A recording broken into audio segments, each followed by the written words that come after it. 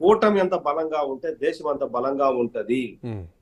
Particular గా Andhra Pradesh state కు వచ్చేసరికి క్లియర్ స్టేట్మెంట్ చేశారు. ఇండియా టుడే ఢిల్లీలో సమావేశంలో రీసెంట్ గా 20 days బ్యాకే అక్కడున్న స్థానిక రాజకీయాల దృష్ట్యా తెలుగుదేశం ఆ రోజు దూరం అయింది అన్న విషయం అమిత్ షా గారు చెప్పిన తర్వాత ఈ పిచ్చి పిచ్చి మాటలు పిచ్చి పిచ్చి చేష్టలు మాట్లాడుకోవడం అని తప్ప అంతకంటే ఇంకా పిచ్చితనం ఇంకోటి ఉండదు.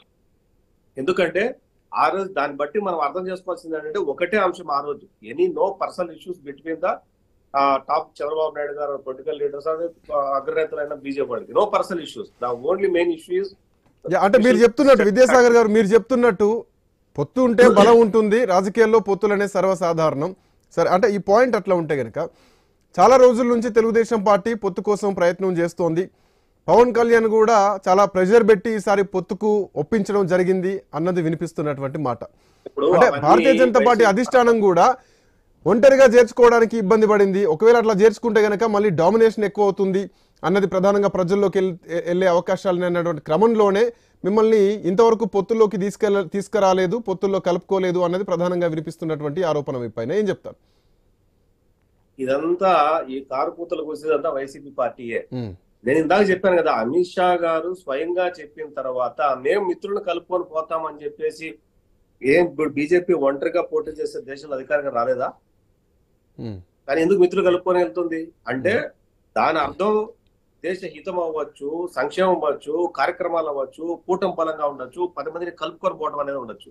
బట్ ఇక్కడ మాజీ ముఖ్యమంత్రి చాలా బలమైనటువంటి నేత, అట్లాంటి మాజీ ముఖ్యమంత్రి భారతీయ జనతా పార్టీతో కలవడానికి ఎందుకు ఇంత తాత్సారం జరిగింది?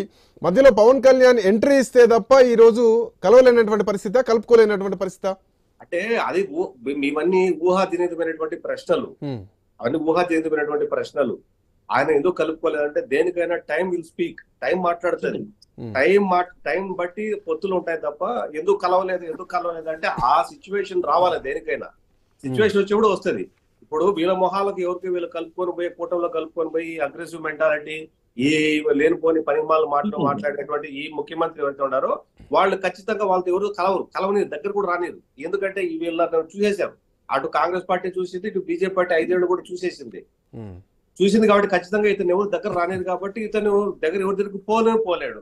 కాబట్టి మిత్రులు లేకపోతే భావజాలము లేకపోతే ఈ రకమైనటువంటి మనం కలిసి వెళ్ళాలా అన్న తాపన కోరిక ఎవరికి ఉంటదంటే బ్రాడర్ స్పెక్ట్రమ్ మైండ్ లో ఉన్న వాళ్ళకి ఉంటది. అంతే తప్ప నారో మైండ్ స్పెక్ట్రమ్ ఉన్న వాళ్ళకి ఎందుకు అర్థమవుతుంది ఇదంతా కూడా? అటు బీజేపీ గెలవలేక మిగతా అందరికీ గెలుపుకుంటుందా? కాదు కదా.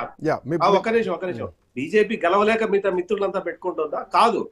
దాని అర్థం ఏంటంటే దేశాన్ని ఒక ముందుకు తీసుకెళ్లాలి అంటే రాజకీయ అనిశ్చితి దేశంలో ఉండకూడదు.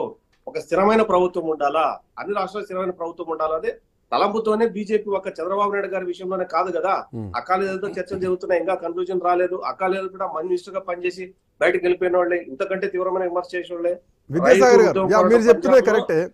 శిరోమణి అకాలీదళతో చర్చలు జరుగుతున్నాయి, అట్లాగే జనతాదళ్తో చర్చలు జరుగుతున్నాయి. సో వీళ్ళతో కలిపే తెలుగుదేశం పార్టీని జాయిన్ చేసుకుంటే బాగుంటుంది అన్నది బహుశా భారతీయ జనతా పార్టీ ఉద్దేశం అయి ఉండొచ్చా? ఒంటరిగా చేర్చుకుంటే మళ్ళీ తెలుగుదేశం పార్టీ డామినేషన్ ఉంటుంది. గతంలో ఒకసారి వచ్చి వెళ్ళిపోయిన వాళ్ళు విమర్శ చేసిన వాళ్ళు. సో ఈ అంశం ఏమైనా ఇదంతా కూడా స్పెక్యులేషన్ వర్డ్స్ అంతా కూడా domination, what expect in the domination, what is the mean the domination, ఏ రూపంలో ఉంటుంది domination, what is it mean అంటే దేశంలో ఒక ప్రధానమంత్రిని లేకపోతే ఒక వాళ్ళని డామినేషన్ చేయడం ఎక్కడ ఉంటదండి? Very the question of fundamental గా wrong question at all. So there is no question. బహుశా అంటే గతంలో కలిసి బయటకు వెళ్ళారు కాబట్టి అనుమానాలు ఉండొచ్చు కదా, డామినేషన్ పక్కన పెడతారు. రాజకీయాల్లో ఏమైనా ఆలోచించవచ్చు, ఏదైనా ఊహించవచ్చు.